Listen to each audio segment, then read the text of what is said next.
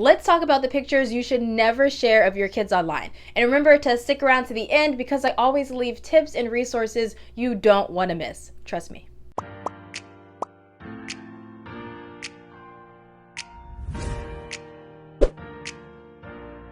Parents have been increasingly sharing photos that they find really innocent to the online space. So whether they're sharing it with friends, family members, or a general audience online, they find it innocent, but it actually is detrimental to their kids' safety online. A lot of predators or pedophiles actually search for these photos to use them in disgusting ways.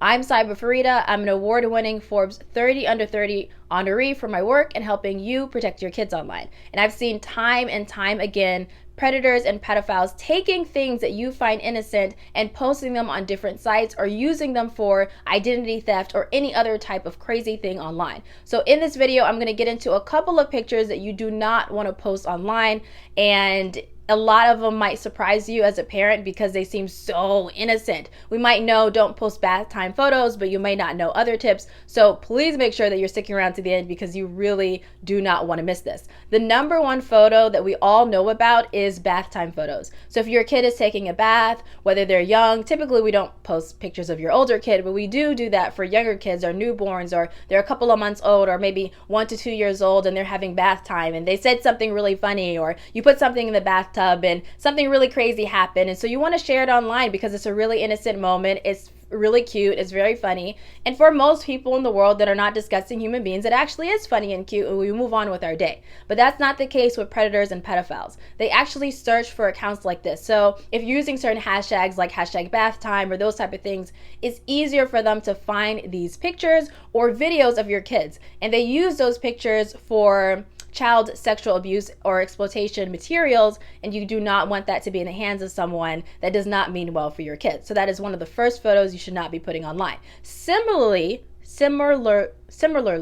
I believe I'm saying that correctly, but in essence, the same type of photos you don't want to put is bikini photos. So photos where your kids are exposed and they have a lot of skin showing. And it sounds crazy because you're like, why can't I just post a picture of my kid and they just came out of the pool, or they're wearing something that I thought was cute, but there's like so much skin showing? Like, that should not be. This feels like victim shaming. And I totally understand that. And you have to remember that we're in the online world, and a lot of these predators and pedophiles are actually following mom accounts or accounts of influencers or just regular people's accounts following you on Facebook or whatever because they like these photos. Sometimes they're in mom groups on Facebook. Anytime but there's any gathering of mothers or fathers and kids photos, that's the place that they go. So you don't want to be posting these photos for free online. Now, if you're not for free, but freely online. If you want to send like your mother or your grandmother or a sister or brother a picture of your kid, then you can do that if you want privately inside of a message. You do want to know that sometimes family members will take a picture of that or a screenshot of that or a video of that, and they will post it online without your consent. So just be mindful about who you're sharing it with and if they respect your boundaries. The third type of photo that people post innocently, but they don't think anything of it, is ultrasounds. Now, ultrasounds, there's not really anything crazy that people don't really search for ultrasound videos typically to do anything crazy with them. However, in the ultrasound the photos, they actually have private information about you and your kid and the hospital and all those type of things. So you don't want to put any type of photo that has more information that the public needs to know. So you can crop that out, or you can put something over it if you really want to share your ultrasound. The fourth type of picture you don't want to be sharing online, similar to the ultrasound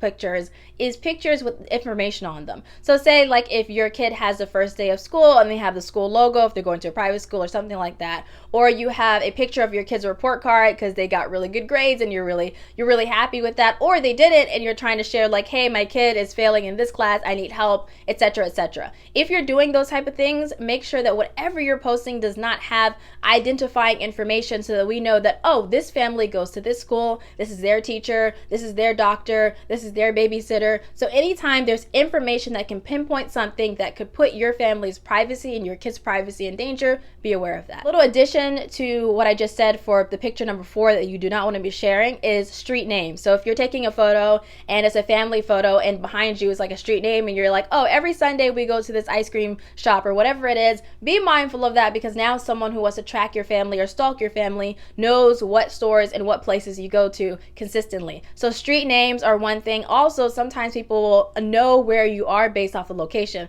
If this sounds a little bit of paranoia, it's an online space. You have to be extremely careful. If you want to share a photo or something, just be sure that these don't have identifying places or anything that can track your family very easily. The point is to make it harder for them. There are always ways around things, but the more that you make it harder, the easier it is to protect your kids and your family online. Similar to the point number 4, point number 5 is not sharing vacation photos or boarding passes or those type of things. So when I say vacation photos, I don't mean if you go somewhere really cool and you come back and you don't post about it. You can do that. But while you're on vacation, be sure that you're not sharing your exact location and exactly where you go. The best thing is if you can post about your vacation way after your vacation once you come home, so that you're already leaving that place anyways. It doesn't really matter in that way. If you're going on vacation, a lot of people like to share their boarding pass, like, oh, we're going to Disneyland, or oh, we're going to go to a trip to Costa Rica, or we're going to go somewhere, like we're going to go to Cancun, whatever it is. You can say that you're going somewhere or you want to go somewhere or you've been somewhere. Just don't say exactly when you're going or those type of things. But when you're putting the boarding pass, there's like a little scanner thing and it has a lot of information about your flight and where you're going and who's going and just a lot of personal information. You do not want to be online. So if you're going to go travel, just take the boarding pass and all of those things out of the picture or video, actually, because a lot of people take a screenshot of videos that a lot of people put online. And I've seen this time and time again on TikTok, Instagram in particular, and sometimes actually, Facebook, TikTok, and Instagram. So be mindful. Number 6, the picture you do not want to share of your kids is pictures they did not consent to. I know this is a huge thing. It's pretty controversial because you have a side of like, I should be free to post whatever I want about my kid. That's my family. And then there's a balance between, okay, but did your kid consent to that? We talk about consent all the time. Consent is a spectrum. There's a lot of things about consent that we have to talk about. So not just about intimate moments or intimate relationships or intimate whatever, but it also is about a parent-child relationship or a human being to a human being. Did they consent to that moment? Now, when your kids are really, really young, like they're just born or they're like a couple of months old and they don't have the capacity to understand, a picture goes online to grandma or grandpa or an audience online or whatever it is, they're not going to be able to consent to something. But between the ages of like 4 and 6, their brains are developed enough to understand, oh, that picture is going here. I don't want them to see that picture. So you can start having those conversations around that age. You know, as a parent, when your kid is more coherent and mature enough, just enough, they're not very mature enough where they can be online by themselves, but they're mature enough where you can say, hey, I want to post these pictures online. What picture do you like best? And they can go, oh, I like this picture. Now, there's a bit of nuance to this discussion because there is a lot of talk about, okay, even if your kid does pick a photo from there, do we actually know because they're kids, they really can't consent to anything until they turn to an adult? So it's better not to show anything of them because even if they consent, that's not really consent because they're a kid. That's an entire different discussion. If I go into that, we're going to make this video way too long and I want to make sure that we're making it long enough for you to get the points. So you can have that in the back of your head that is a discussion. If you're interested in that type of content or we want me to do a whole video, if I get enough comments or likes about it, then I will make something. But for now, just know that having your kids consent to a photo is really important. Tip number 7 or photo number 7 that you don't want to share in the same light as number 6 is other people's kids. So if you're at a park or you're at a party or you're at somewhere and there are a bunch of kids and it's a play date and you want to take a picture of something that a kid did that was really funny or a moment, or you want to take a video and you're posting online, you have to remember that those parents and that kid has to consent to you sharing that online for other people to see. So if it's a group photo or a school photo and other parents and their kids did not consent to that being online, you do not want to do that. One point with point 6 and 7 that is really helpful is if you want to raise kids that are digitally savvy and they're healthy and they're operating in ways that protect them online as they're growing up, you do have to show them what to do. You don't want your kids growing up running around with a phone and a camera in everyone's face and posting things online that other people don't like, right? So if you want them to do something as they grow older, you're going to have to be that role model and teach them consent and teach them the boundaries and teach them that they can say no, because saying no and boundaries go into a whole spectrum of things in real life in general. We always think about it as, are we talking about intimate moments? But all of those little moments in life lead up to them being able to say no and being able to have control and empowering themselves to stand up for themselves and give consent or take away consent as needed as they grow older. So these little moments where you're not really really thinking about it because it's really cute and really innocent. You want to think about the ramifications and what that teaches kids as they grow older and how they will treat themselves, number one, you, and other people in the world based off of what they learned indirectly based off of your actions when they were younger. The 8th tip is private moments. If your kid is having a private moment, maybe it's something that is embarrassing, maybe they're having a tantrum, and while those videos may be really funny online, be sure to think about, is this something that is going to be really embarrassing for them, or they really would hate it as they grow older? Because you don't want to be sharing embarrassing moments of yourself. If someone had a phone camera to you when you were having a meltdown or you're having a really bad day, I'm pretty sure you would not want that to be on the internet. So be sure that you're thinking about these moments a little bit more critically. So this is the last and bonus tip that I want you to be aware of when it comes to protecting your kids online and not sharing photos that you or your kids will regret later. And that is sharenting. I'm not going to go too deep into sharenting in this video, but I will be making a video, so stay tuned and make sure you're subscribed so that you get notifications and all of the rest of the content that I'll be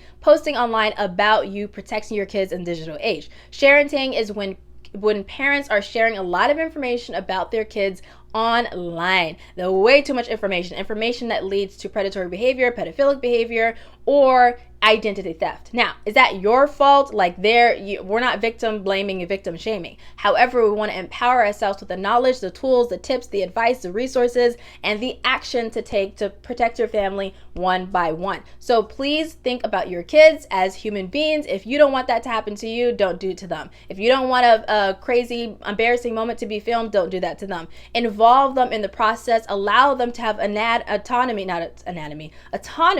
over themselves and boundaries so that they can grow up as healthy individuals. Children that have parents that respect their boundaries, respect their space, give them privacy, allow them to grow older and with their own thoughts and their own understandings and their own experiences, they grow up to be really full and healthy kids. And that is all we want. We want holistic online safety, which means giving your kids the freedom that they want and the safety and security that they need. And a part of the freedom that they want is actually something they really need. That's privacy, that's boundaries, that's autonomy over themselves as a human being. So please think about that as you're going through the online space. If you're a parent that wants to learn more about security online or safety online for your kids, you're non-tech savvy, you want someone to guide you and support you through your journey, I highly suggest that you check out safekidsmovement.com. Safekidsmovement.com is a movement that I created for parents who are serious about cultivating strong relationship with their kids while also protecting them in the digital age. I would absolutely love to have you a part of the Safe Kids movement. I'll put the link in the video, but also down below in the description. If you enjoyed this video, I highly recommend that you check out my video on is social media destroying our kids and how we can protect our kids from being destroyed by the social media age. I highly recommend, like I said, that you check that out, especially if you're looking to protect your kids online in a holistic fashion.